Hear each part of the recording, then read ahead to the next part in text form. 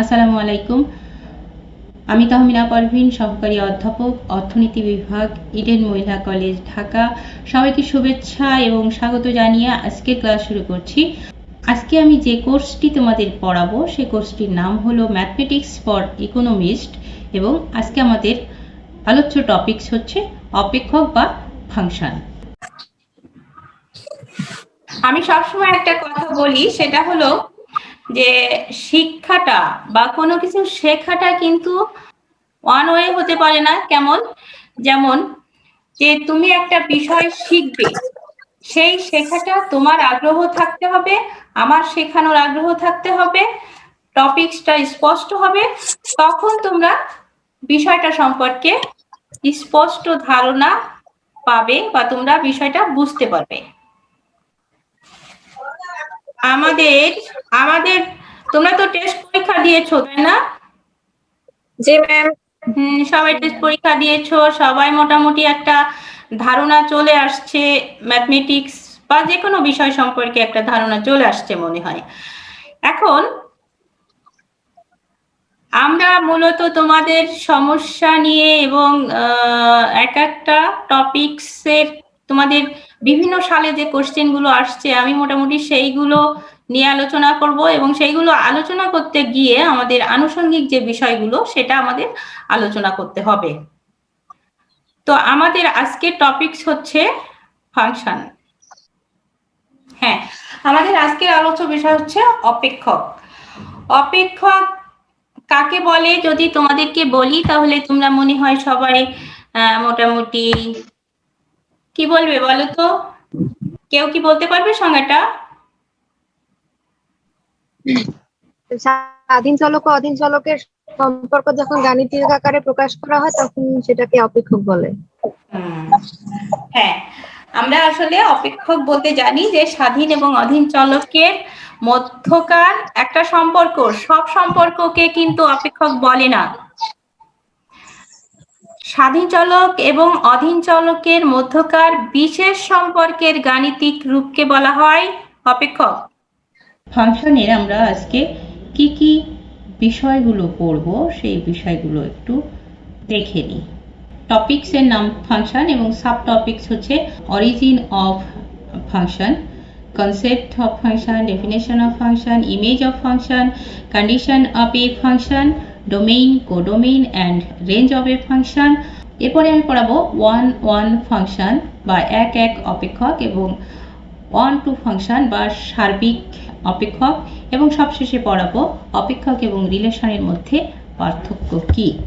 তো আমাদের আলোচ্য টপিকস অপেক্ষক কাকে বলে সেটা জানার আগে আমাদেরকে জানতে হবে যে অপেক্ষক কথাটি কবে থেকে আমাদের মাঝে আসলো, কবে থেকে অপেক্ষক নিয়ে মানুষ কাজ করতে শুরু করলো। অপেক্ষক শব্দটির প্রবর্তন করেন প্রথম কোফরাইট এবং সেটি সপ্তদশ শতকে থেকে অর্থাৎ 1646 থেকে 1716 সালের দিক। এরপর ইউলার 1703 থেকে 1883 এই সময়কালের মধ্যে অপেক্ষকটিকে সূত্র আকারে লেখেন। কিভাবে? y = f of x। আমরা অপেক্ষকটিকে এভাবে লিখতে পারি এবং এইভাবে লেখার প্রবর্তন করেন সর্বপ্রথম ইউলার। এরপর সেটের মাধ্যমে অপেক্ষকটিকে প্রকাশ করেন। আজকে আমরা যে অপেক্ষক নিয়ে আলোচনা করব অর্থাৎ সেটের মাধ্যমে অপেক্ষকের ধারণা যে ম্যাথমেটিশিয়ান দিয়েছেন তার নাম হচ্ছে ক্যান্টর। আমরা ক্যান্টরের জীবনীকাল যদি দেখি তাহলে দেখতে পাই যে উনি 1845 থেকে 1918 সাল তার জীবনকাল। এই সময়ের মধ্যে তিনি সেটের মাধ্যমে অপেক্ষককে উপস্থাপন করেন এবং খুব বেশি আগের কথা না, প্রায় 100 বছর আগে তিনি এই সেটের সাহায্যে অপেক্ষকের ধারণাটি আমাদের মাঝে। এখন আমরা পড়ব সেট। এখন আমরা পড়ব সেটের মাধ্যমে অপেক্ষকের প্রকাশ এটা আসলে কি এবং সেটা কিভাবে কাজ করে। অপেক্ষক একটা মেশিনের, যেমন আমরা বাস্তব জীবনে বিভিন্ন মেশিন দেখতে পাই। দিস ইজ এ মেশিন, এটা একটা মেশিন। এবং আমরা দেখি যে চাল ভাঙানো মেশিন, সেখানে ধান দিলে চাল বের হয়।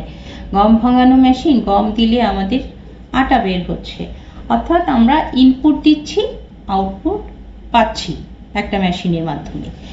অপেক্ষকটিও সেই রকম। অর্থাৎ তাহলে আমরা এই মেশিনটাকে বলবো হচ্ছে এফ। এখানে যদি ইনপুট এক্স দেওয়া হয় তাহলে আমরা output pi F of x. বা একে আমরা যদি সেটের মাধ্যমে অপেক্ষককে প্রকাশ করতে চাই তাহলে বলতে পারি যে এ সেটের উপাদানের সাথে বি সেটের উপাদানের যে সম্পর্ক, সেই সম্পর্ককেই বলা হয় অপেক্ষক। এবং একে আমরা এভাবে লিখি, f is a function of a into b। এখন আমরা এই a সেটকে যদি এভাবে দেখাই, a একটা সেট, যে সেটের উপাদান হচ্ছে a b c, এবং b একটি সেট, যে সেটের উপাদান হচ্ছে 1 2। এখন আমরা সংজ্ঞাতে কি বলবো? তাহলে আমাদের সংজ্ঞা দেখো, কোনো একটি সেট এর উপাদানের সাথে এর উপাদানের সাথে বি এর উপাদানের যে সম্পর্ক তাকে বলা হয় অপেক্ষক। এবং তাকে আমরা এইভাবে চিহ্নিত করি, অর্থাৎ f is a function of a into b। এখন আমরা এই যে দাগ টেনে এই এর উপাদানের সাথে বি এর উপাদানের সম্পর্ক টানলাম, একটা রিলেশন দেখালাম, সেই রিলেশনকে আমরা ক্রোমোজোড়ের মাধ্যমে, কার্টেসিয়ান গুণক আমরা পড়েছি সেটে, তো সেটে কার্টেসিয়ান প্রোডাক্ট, অর্থাৎ এ সেটের কোন একটা উপাদানের সাথে বি সেটের যে সম্পর্ক, অর্থাৎ আমরা এখানে দেখছি কি a1 এর সাথে বি সেটের 1 এর সম্পর্ক, এরপরে এ সেটের বি এর সাথে বি সেটের 2 এর সম্পর্ক, এ সেটের সি এর সাথে বি সেটের 2 এর সম্পর্ক। এখন আমরা পড়ব image of the element of set A. অর্থাৎ এ সেটের যে এলিমেন্টসগুলো আছে, যেমন এ সেট, এই যে এ সেট, এই সেটের যে এলিমেন্টস আছে A B C and D, এই এলিমেন্টসগুলোর ইমেজ কাকে বলে? এই এলিমেন্টসগুলোর ইমেজ হচ্ছে এই এ সেটের যে এলিমেন্টের সাথে বি সেটের যে এলিমেন্টের সম্পর্ক রয়েছে, সেই এলিমেন্টকে এ সেটের উক্ত উপাদানের ইমেজ বলা হবে। যেমন এখানে এ সেটের এ উপাদানের সাথে সম্পর্ক রয়েছে এই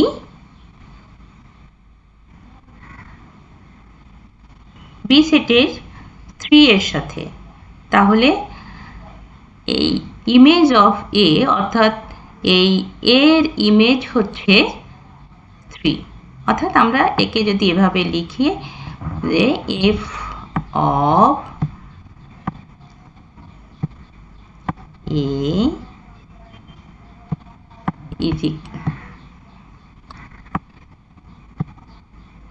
F of A is equal to 3। আবার একইভাবে এই B এর ইমেজ হচ্ছে 1, C এর ইমেজ 1, আর D এর ইমেজ হচ্ছে 3। কিন্তু 2 কারোর ইমেজ নয়, অর্থাৎ 2 এর সাথে এর কোনো উপাদানের কোনো সম্পর্ক নাই, এ কারণে 2 এখানে কারোর ইমেজ নয়। এতক্ষণে আমরা যা পড়লাম সেটার সামারি এরকম যে ফাংশনকে আমরা একটা মেশিনের সাথে তুলনা করতে পারি, যে মেশিনে ইনপুট দিলে আউটপুট বেরিয়ে আসে। অর্থাৎ আমাদের এই একটা মেশিন বা এই একটা ফাংশন, এই ফাংশনে আমরা এক্স দিচ্ছি, আমরা এফ অফ এক্স পাচ্ছি।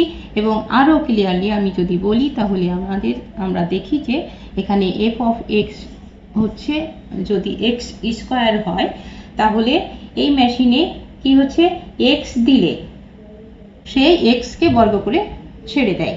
অর্থাৎ এখানে যদি 1 দেওয়া হয় তাহলে 1 হবে, 0 দিলে 0 হবে, 2 দিলে 4 হবে, 3 দিলে 9 হবে। অর্থাৎ এখানে x is equal to 2 হলে f of x is equal to x square is equal to 4। এবং এখান থেকে এই ফাংশনকে আমরা এভাবে লিখতে পারি, f is a function of a into b। অর্থাৎ এখানে a একটি সেট এবং b একটি সেট, যাকে আমরা এই যে চিত্রের সাহায্যে দেখিয়েছি, a সেটের উপাদান হচ্ছে a b c এবং b সেটের উপাদান হচ্ছে 1 2।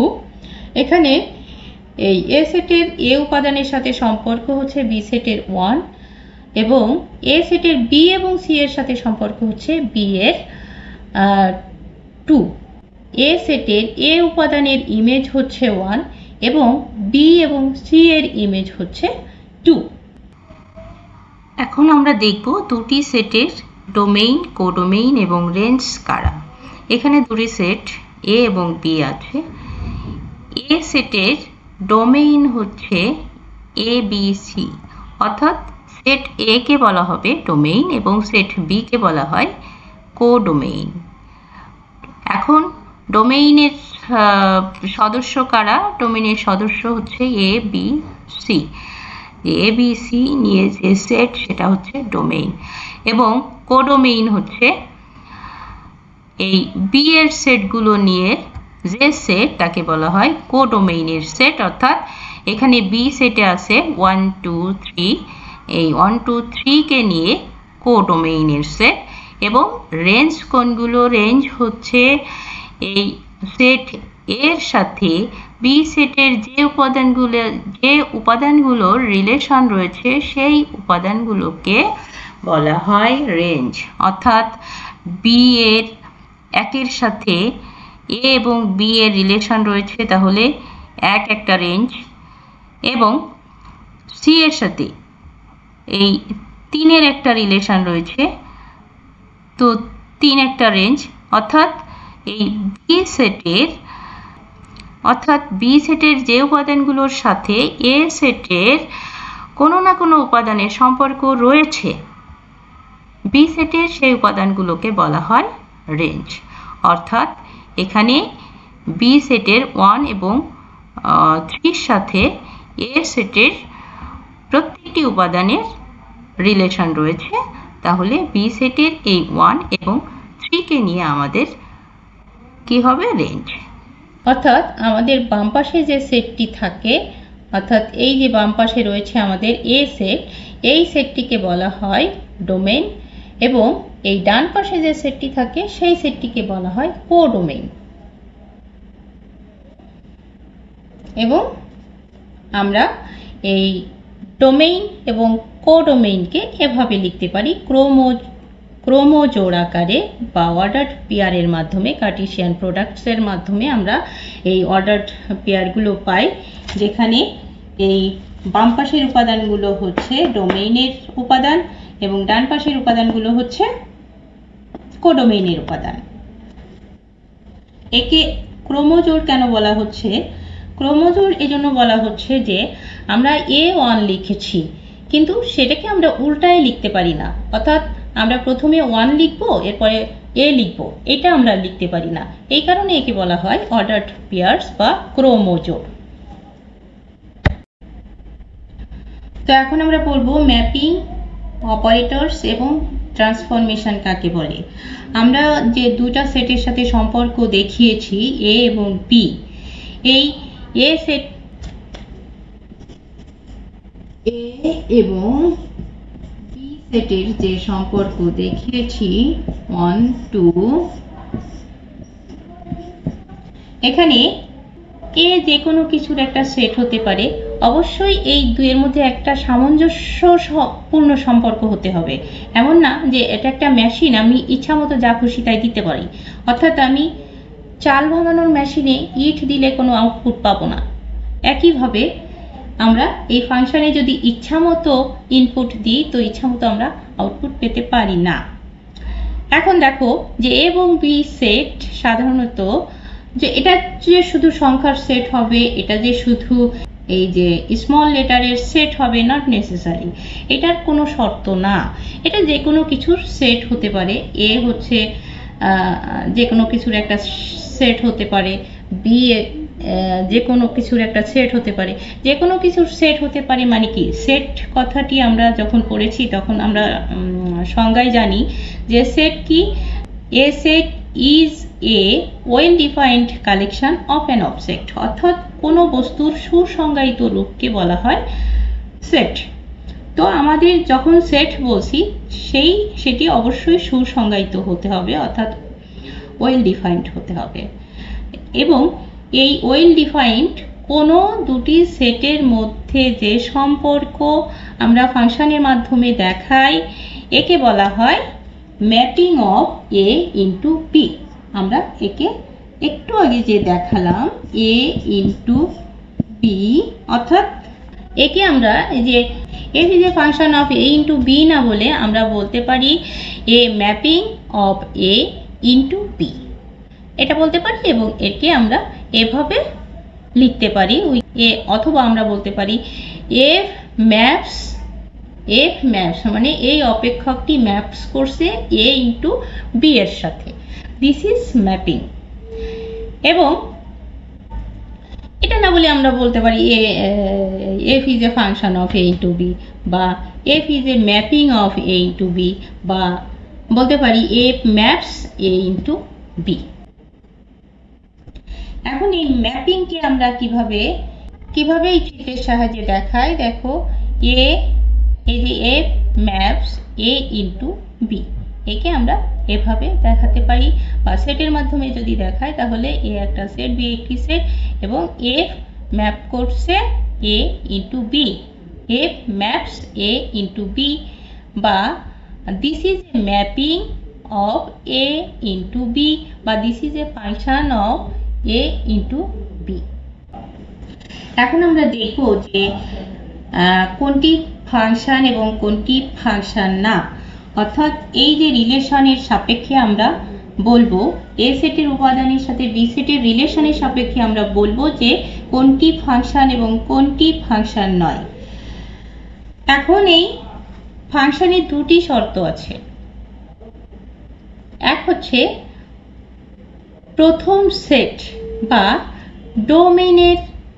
ডোমেনের কোনো উপাদান ফাঁকা থাকতে পারবে না, অর্থাৎ এমন কোনো উপাদান নাই যে সেই উপাদানের সাথে বি এর কোনো উপাদানের সম্পর্ক নেই। এরকম যদি থাকে তাহলে আমরা তাকে ফাংশন বলবো না। আমরা ধরে নিচ্ছি এটা হচ্ছে মাদের একটা সেট, মা, আর এটা হলো সন্তান। এখন আমরা যদি ধরে নিই পি হচ্ছে সেট অফ মাদার এবং এ হচ্ছে সেট অফ চাইল্ড, তাহলে আমরা এভাবে বলতে পারি যে এমন কোনো সন্তান আছে কি যার মা নেই?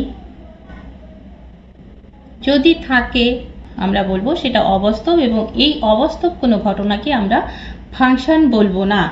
যেমন এখানে আমরা যদি এই এ একটা বাচ্চা, বি একটা বাচ্চা, সে একটা বাচ্চা, আর এখানে এ একজন মা এবং এই বি সেটে 1 একজন মা এবং 2 একজন মা। এখন এই এ কে জিজ্ঞাসা করা হলো যে তোমার মা কে, সে বলবে যে 1। বি কে জিজ্ঞাসা করা হলো তোমার মা কে, তাহলে 2। সি কে জিজ্ঞাসা করা হলো তোমার মার নাম কি, সে বলল যে আমার কোনো মা নাই। এরকম কি হবে? এরকম হবে না। এরকম যখনই হবে না তখনই আমরা বলবো যে না, এটা ফাংশন হতে পারে না, অর্থাৎ এটা ফাংশন নয়। তাহলে আমরা আবার উপাদানে ফিরে যাই এবং সেখানে আমি বলবো যে ডোমেইনের কোনো উপাদানের সাথে যদি বি এর কোনো উপাদানের সম্পর্ক না থাকে তাহলে এরকম ডোমেইনের প্রত্যেকটি উপাদানের সাথে কোডোমেইনের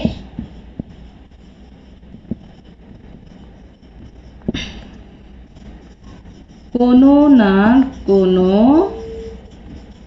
উপাদানের সম্পর্ক থাকতে হবে। যদি এরূপ সম্পর্ক না থাকে তাহলে তাকে আমরা ফাংশন বলবো না। তাহলে ফাংশনের একটা শর্ত, অর্থাৎ ফাংশন হতে হলে তাকে দুটি শর্ত পূরণ করতে হবে। একটা শর্ত হচ্ছে এই ডোমেইনের কোনো উপাদান ফাঁকা থাকতে পারবে না। এখানে এই ফাংশনটিতে আমরা দেখেছি যে এখানে সি এর সাথে বি এর কোনো উপাদানের কোনো সম্পর্ক নেই। তার মানে এরকম যদি হয় তাহলে একে আমরা ফাংশন বলবো না। অর্থাৎ এই এমন কোনো সন্তান যদি আমরা পাই যার মা নাই, তাকে আমরা বাস্তব বলতে পারি না এবং এই অবাস্তব ঘটনা ঘটলে তখন আমরা সেখানে ফাংশন পাচ্ছি না। 2 নম্বর শর্ত হচ্ছে, আমরা যেহেতু এখানে মায়েদের একটা সেট লিখেছি, এটা হচ্ছে মাদের সেট আর এটা হচ্ছে সন্তানের সেট। এখন এরকম কি কোনো সন্তান থাকতে পারে যার দুটো জন্মদাতা মা হতে হবে? সৎ মা বা অন্যান্য যে কোনো মা, এরকম মা আমরা বলছি না, আমরা বলছি যে জন্মদাতা দুটি মা। এরকম কি থাকতে পারে? এরকম থাকতে পারে না। যেমন এ সেটের এই যে এই বেবিটাকে জিজ্ঞাসা করা হলো যে তোমার মাকে, সে বলল যে 1। বি সেটকে জিজ্ঞাসা করা হলো যে তোমার মাকে, সেও বলল 1। হ্যাঁ, এটা হতে পারে, কারণ একটা মায়ের দুইটা সন্তান থাকতে পারে। কিন্তু বি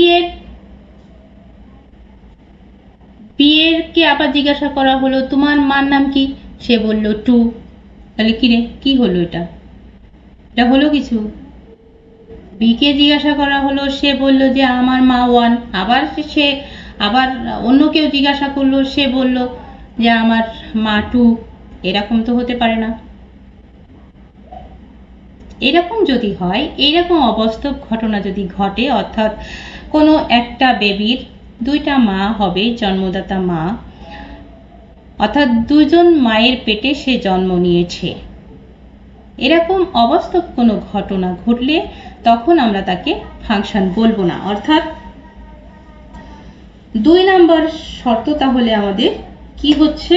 2 নম্বর শর্ত হচ্ছে ডোমেইনের কোনো একটি উপাদানের সাথে কোডোমেইনের 2 বা ততোধিক উপাদানের সম্পর্ক থাকতে পারবে না। ডোমেইনের কোনো একটা উপাদানের সাথে কোনো একটা উপাদানের সাথে কোডোমেইনের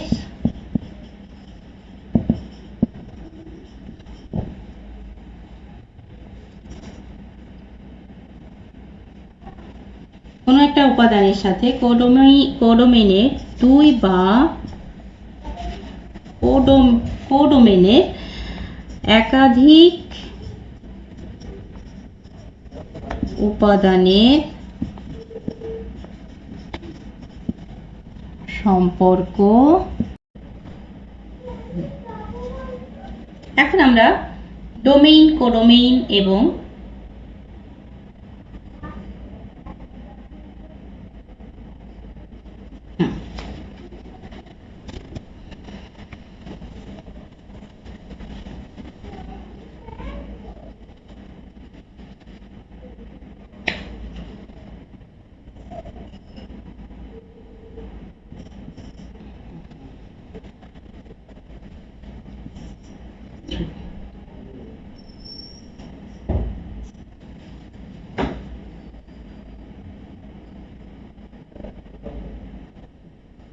আছে।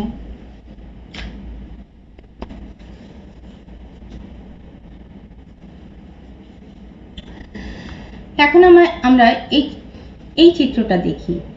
এখানে আমরা এই চিত্রের দিকে তাকালে দেখি যে এটা কি, একে কি আমরা এই যে সম্পর্ক আছে, এই সম্পর্কের ভিত্তিতে কি আমরা বলতে পারবো যে এটা একটা অপেক্ষক? অপেক্ষক হতে হলে এখানে কোনো উপাদানের যে কোনো, এখন একে কি আমরা অপেক্ষক বলতে পারবো? আচ্ছা, আমরা দেখি আমাদের প্রথম শর্ত কি ছিল, যে এই ডোমেইন এর কোনো একটি উপাদান ফাঁকা থাকতে পারবে না, অর্থাৎ এর প্রত্যেকটি উপাদানের সাথে এর কোনো না কোনো উপাদানের সম্পর্ক থাকবে। যদি সম্পর্ক না থাকে তাহলে তাকে আমরা অপেক্ষক বলবো না। তাহলে আমরা দেখছি যে এখানে প্রত্যেকটি উপাদানের সাথে এই বি এর কোনো না কোনো সম্পর্কে কোনো না কোনো উপাদানের সম্পর্ক রয়েছে। তৃতীয় শর্ত হচ্ছে যে ডোমেইনের কোনো উপাদানের একের বেশি বি এর কোনো উপাদানের সাথে একের বেশি সম্পর্ক থাকতে পারবে না।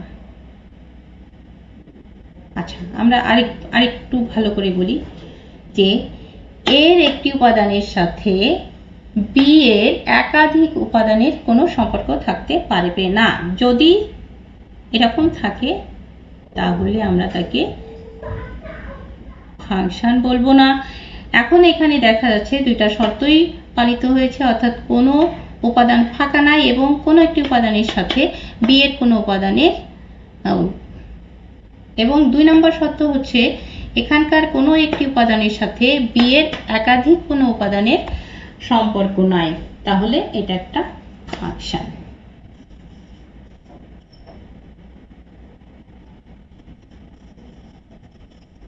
এটা একটা ফাংশন। আচ্ছা, তোমরা হয়তো বলতে পারো যে বি এখানে যে ফাঁকা রয়েছে, হ্যাঁ, বি সেটের কোনো উপাদান ফাঁকা থাকতে পারে, কিন্তু এ সেটের কোনো উপাদান ফাঁকা থাকতে পারবে না। বি সেটের কোনো উপাদান যদি ফাঁকা থাকে তাহলে আমরা তাকে ফাংশন বলবো। এখন আমরা ডোমেইন, কোডোমেইন অ্যান্ড রেঞ্জ, এখানে দেখো ডোমেইন কোনগুলো? ডোমেইনের সেটকে আমরা যদি ডি দিয়ে চিহ্নিত করি তাহলে আমরা ডোমেইনের সেটকে এভাবে লিখতে পারি এ বি সি। কোডোমেইনের সেটকে আমরা কিভাবে লিখব?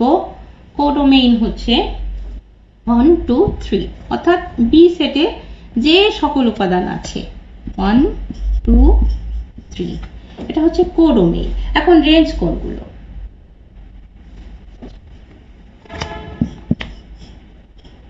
রেঞ্জ হচ্ছে এই আমরা ইমেজ পড়েছি প্রথম দিকে ইমেজ পড়লাম, অর্থাৎ এর ইমেজ হচ্ছে 1, তাহলে এখানে 1, বি এর ইমেজ হচ্ছে 2, সি এর ইমেজ হচ্ছে 2, অর্থাৎ আমরা 2 কে দুইবার লিখবো না, একবারই লিখবো। তাহলে কিন্তু এই 3টা কারোর ইমেজ নয়, তাহলে এটা রেঞ্জের কোনো উপাদান নয়। অর্থাৎ আমরা তাহলে এখান থেকে বলতে পারি যে কোনো একটি ফাংশনের কোডোমেইন এবং রেঞ্জ সমান নয়, অর্থাৎ এটা সমান হতেও পারে নাও হতে পারে। এবং এখান থেকে আমরা বলতে পারি যে রেঞ্জ হচ্ছে কোডোমেইনের একটা সাবসেট। তার মানে আমাদের বি সেটের একটা অংশ হচ্ছে রেঞ্জ, একটা অংশ হতে পারে, পুরাটাও হতে পারে। এই জন্য আমরা বলছি যে রেঞ্জ হচ্ছে এই কোডোমেইনের একটা সাবসেট। এখন আমরা পড়ব এক এক অপেক্ষক। এক এক অপেক্ষকে আমরা ধরলাম যে এফ হচ্ছে একটি অপেক্ষক। এখন এটা এক এক হবে যখন এ সেটের প্রত্যেকটি উপাদানের একটি মাত্র ইমেজ থাকে, তখন আমরা তাকে বলবো এক এক অপেক্ষক। অর্থাৎ আমরা ইমেজ দিয়ে যদি বলি তাহলে বলতে পারি যে এখানে এ সেটের কোনো উপাদানের দুইটা ইমেজ থাকতে পারবে না। এই যে অপেক্ষকটি আমরা দেখছি, এখানে এই এর সাথে 3 এর সম্পর্ক রয়েছে, বি এর সাথে রয়েছে 1 এর সম্পর্ক এবং সি এর সাথে 2 এর সম্পর্ক, অর্থাৎ প্রত্যেকটি উপাদানের সাথে একটা করে সম্পর্ক রয়েছে।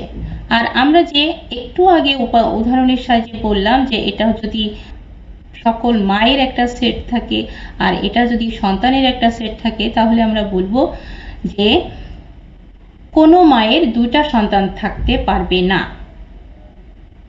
কোনো মায়ের দুইটা সন্তান থাকতে পারবে না। যদি থাকে তাহলে তাকে আমরা ওয়ান ওয়ান ফাংশন বলবো না, এবং এখানে প্রত্যেক মায়ের একটা করে সন্তান থাকতে হবে।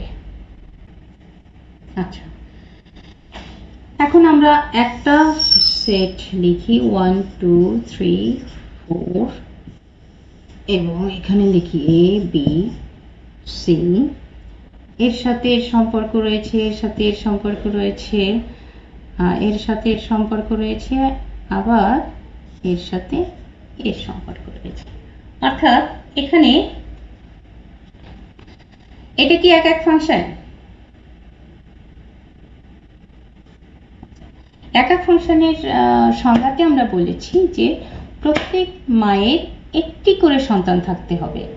তো এখানে আমরা দেখছি যে এ মায়ের একটা সন্তান, বি মায়ের একটা সন্তান, সি মায়ের দুইটা সন্তান, তাহলে একে কি আমরা এক এক ফাংশন বলবো? না, একে আমরা এক এক ফাংশন বলতে পারি না। এখন আমরা পড়ব 1 2 ফাংশন, বা যাকে বাংলায় বলে সার্বিক অপেক্ষক। ধরা যাক এফ এর একটি অপেক্ষক যা বি সেটের সাথে সম্পর্কিত। এখন এই এফ কে আমরা সার্বিক অপেক্ষক বলবো যদি বি এর প্রত্যেকটি উপাদান এর কোনো না কোনো উপাদানের ইমেজ হিসেবে ব্যবহৃত হয়। বি এর প্রত্যেকটি উপাদান যখন এর কোনো না কোনো উপাদানের সাথে সম্পর্কিত থাকে তখন আমরা তাকে বলবো সার্বিক অপেক্ষক। এক্ষেত্রে কোডোমেইন এবং রেঞ্জ পরস্পর সমান হয়। এখানে আমরা এই দুটি সেট এ এবং বি, এখানে দেখছি যে domain A B C, codomain হচ্ছে 1 2 3 এবং রেঞ্জ 1 2 3, অর্থাৎ এই এমন একটি অপেক্ষক যেখানে কোডোমেইন এবং রেঞ্জ পরস্পর সমান, তাহলে এই অপেক্ষকটিকে আমরা সার্বিক অপেক্ষক বা অন টু ফাংশন বলতে পারি। দেখো এখান থেকে আমরা লিখতে পারি ডোমেইন কোনগুলো। ডোমেইন হচ্ছে 1 2 3 4। কোডোমেইন কোনগুলো? কোডোমেইন হচ্ছে A B C. R range কোনগুলো? রেঞ্জও এ বি সি। তার মানে এই সেটটা একটা অঘটন ঘটছে। সেই অঘটনটা কি? সেখানে কোডোমেইন এবং রেঞ্জ পরস্পর সমান হয়েছে। আমরা আগে যেটা দেখলাম সেটা হচ্ছে কোডোমেইনের একটা সাবসেট ছিল রেঞ্জ। এখন এখানেও রেঞ্জ কোডোমেইনের সাবসেট, কিন্তু এরা পরস্পর সমান। এরকম যদি হয় যে কোনো একটি ফাংশনের কোডোমেইন এবং রেঞ্জ পরস্পর সমান, তাহলে তাকে আমরা বলবো সার্বিক ফাংশন।